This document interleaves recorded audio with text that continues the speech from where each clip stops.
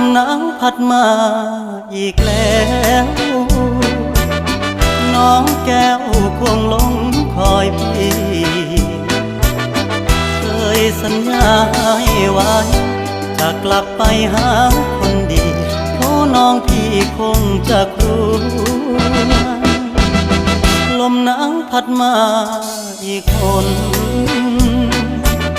หนาวกระมนหัวใจปวดยามหนาวมา